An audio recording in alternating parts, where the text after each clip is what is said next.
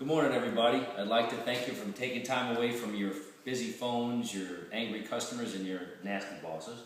My name is Jeff Ryan. I'm going to take a couple of seconds to give you a little bit of my background. Ever since I was a little kid, I've been fascinated with cars. I had an amazing Matchbox car collection. You remember those little cars? I loved them. They were great.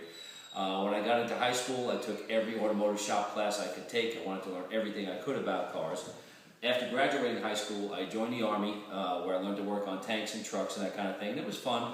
But what I come to find out after getting out of the Army was there wasn't a big demand for tank mechanics in the civilian world. So the natural transition was to get a job with a local car dealership. Started out as a get-ready technician, worked my way up to general line technician, eventually service consultant, service manager, and finally fixed operations director, and now here I am today. So what I'd like to talk to you about today is the service write-up process. I'm going to divide it into three separate segments. There's going to be the service write-up and walk-around, the 10-2-4 follow-up, and the active delivery. There's going to be respective breaks for each one of those segments, so you'll have time to go to the bathroom or get your smoke break, whatever you need to do.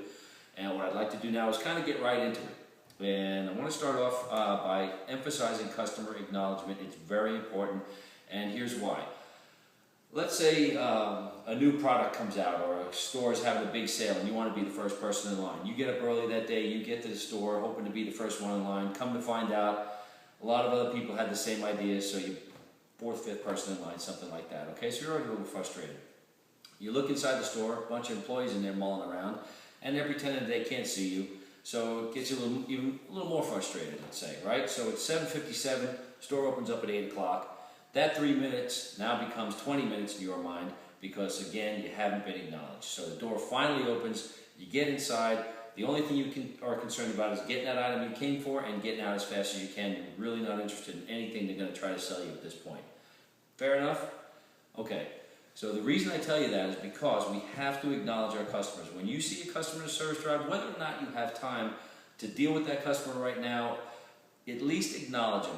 Say, hey, thank you for coming in. I'll be right with you as soon as I can. Anything you can, just to make, once you make that eye contact, to make sure you realize they're there and you acknowledge them. It's very important. It can mean a lot to somebody. Okay, enough about that. Now, let's start with the service write-up. Okay, you've acknowledged the customer. You've got the customer there in front of you. You introduce yourself. You get their information. You find out their reason for coming in. Right? Simple enough. We all do that every day. Okay, what I want you to start getting in the habit of doing is involving them in the walk-around process. And it can be done simply by asking a couple of questions. Mr. Customer, would you mind stepping on your brake pedal so I can check your brake lights? Mr. Customer, would you mind popping your hood so I can check the condition of your battery? Mr. Customer, if you please turn your wheels all the way to the right, I'd like to get a good look at your front tires. All very simple requests. The customer easily can do those for you, and it sets you up for a great opportunity for an upsell. It could be something as simple as a brake light bulb, could be a battery service, an alignment, maybe even some front tires. And the reason we need to start doing this is because these cars are being built better and better all the time. They don't break down the way they used to. We can't count on the warranty dollars to make our paychecks like we did in the past. We have to capitalize on preventive maintenance. It's the only way we're going to survive in this environment nowadays. Okay, so you need to be on the mark. You need to be ready to do this every day. And the more you do it, the more habitual it will become. The customers will get the exemplary service they deserve it and expect. You'll build your customer base. And you also grow your paycheck a little bit. It's a win-win. So I really need everybody's buy-in on this. I really want to see this start happening out there.